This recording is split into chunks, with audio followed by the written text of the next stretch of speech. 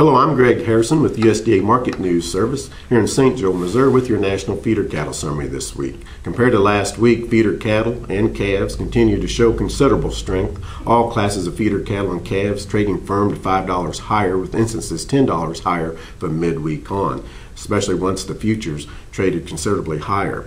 Price levels continue to soar for good yearlings, especially those selling with good weighing conditions, and strings of long-time weaned calves all selling with good demand. The calf market this time of year can be very tough on unweaned calves with warm days and cool nights, which are typical for this time of year.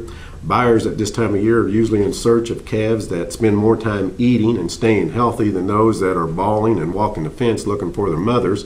But time's a little different this year, as we got buyers and farmers feeders very aggressive to own feeder cattle, or they just risk leaving the sale barn with an empty trailer. There's simply a large desire to purchase feeder cattle at all weight levels than current availability at many of the sale barns. For this feeder cattle market, the stars and planets just continue to line up as we're seeing very good demand. We got fewer supplies than normal, but we also have the lowest corn prices in 5 years, which is really pushing this feeder cattle market. Many areas throughout the corn belt in the Midwest are seeing corn prices at their local elevators from $2.50 to $2.75 per bushel.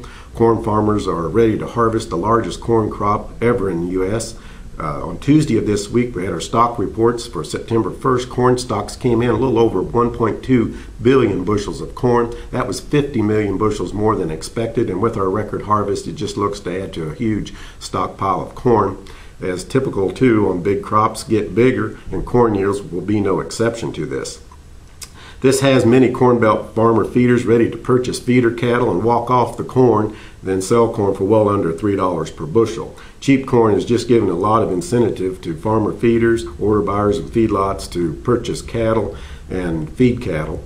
The bull returned also this week to the feeder cattle and live cattle futures. On Wednesday of this week, we saw feeder cattle futures for the front 6 months all trade limit higher, and also live feeder cattle futures on Thursday trade with triple-digit gains. Live cattle on Wednesday traded with sharply triple-digit gains, and we've seen record highs for both feeder cattle and live cattle futures.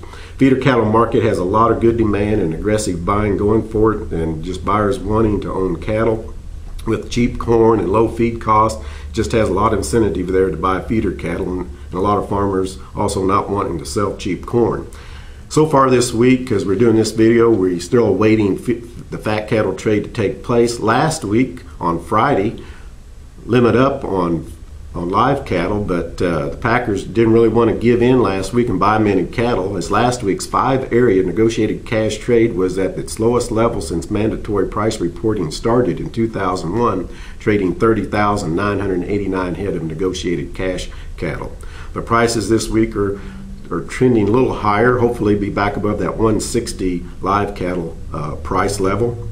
Feeder cattle market continues to hang in there week after week, and it also seems oblivious to whatever the fat cattle market does. So we have very good demand for these feeder cattle. We got cheap corn, and it's really pushing this market, and we'll see if it can continue.